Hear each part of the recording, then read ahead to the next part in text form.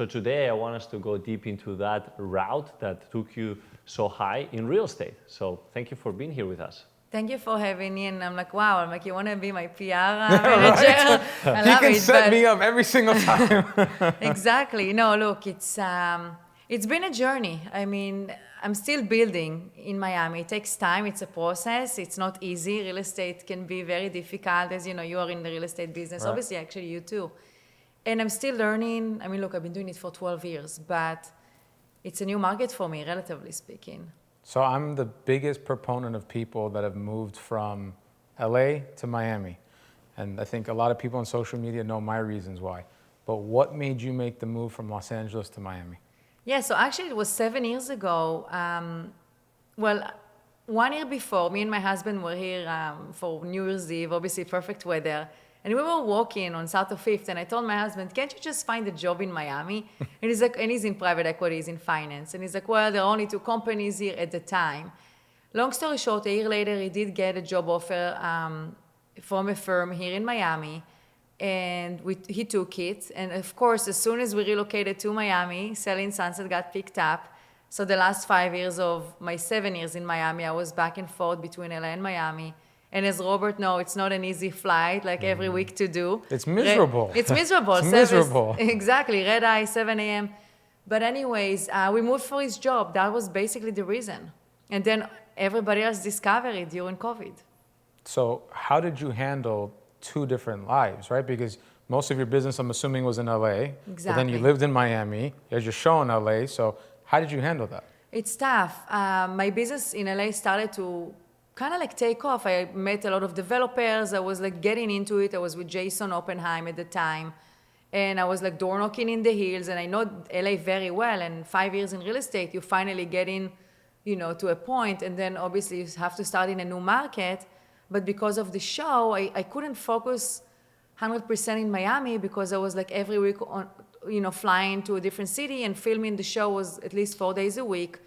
I was pregnant, so I couldn't fully focus in Miami. It was more LA and doing the show and being part of it. And it was difficult. And I can say that I'm full-time in Miami since I stopped filming about 2 years ago. That was really when I decided, okay, I'm not going to be in LA. Yes, I'm licensed. I'm in California. Unless there is an amazing opportunity that I can, fly like the one I mentioned to you guys earlier, I'll do it. But I believe that, I should focus in one market and that's it. I can't be everywhere. But it was very difficult and challenging. 5 years. Of all markets, you chose Miami. Now, Yes. how have you seen Miami developed over the years?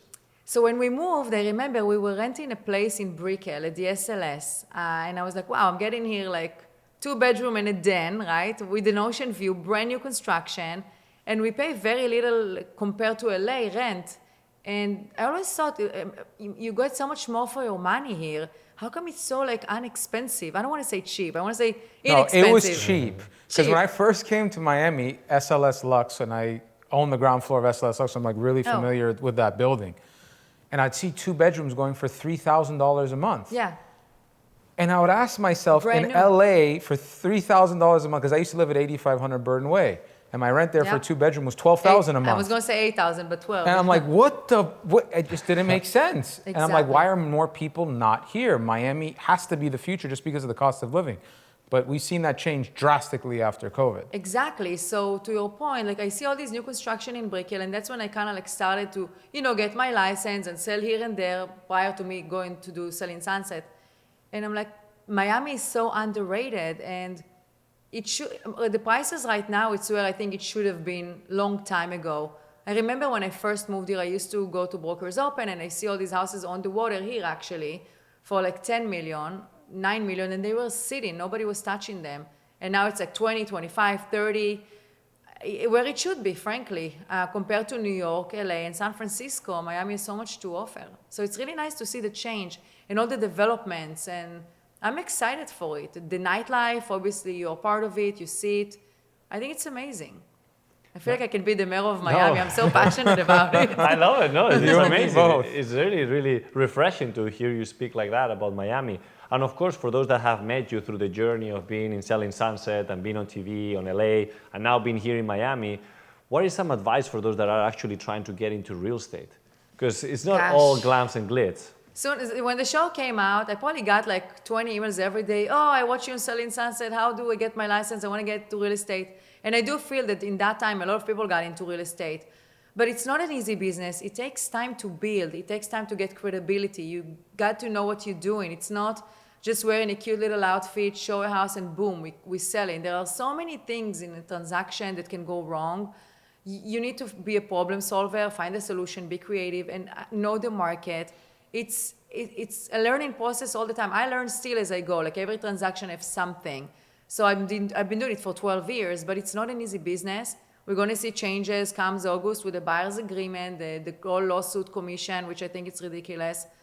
But you got to be patient if you get into real estate. Yeah, and I want to get into that because I know it's a big topic. But I always hear, because I get DMs from people that always say, Robert, I want to do what you do in real estate. I want to jump into development. I'm like, I first started as property management and picking up phones. It didn't just start it's becoming... a nightmare with the tenants. Yeah, it's like I started at the bottom and then I worked my way up. And then you see a lot of people just think, and I give credit, the show made real estate really sexy and really fun. Yes. But not really realistic. Nope. So no offense, it doesn't work like that. So for the people that are just starting out, that just came out of school, just came out of college, what do you recommend to them?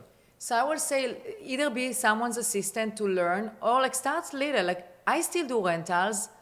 I mean, well, depends into who, but I still do rentals. Like that's how you can learn, right? You start from little. I still sell little condos in Brickell because to me, my mindset, every transaction is transaction. Like every client could be my next referral. So yes, I have a team so I can delegate the business a little bit, but yes, don't jump from zero to hero. It's a process, and literally, like it's okay to do rentals. It's okay to sell a 300,000 condo. Well, now they don't exist anymore. Right.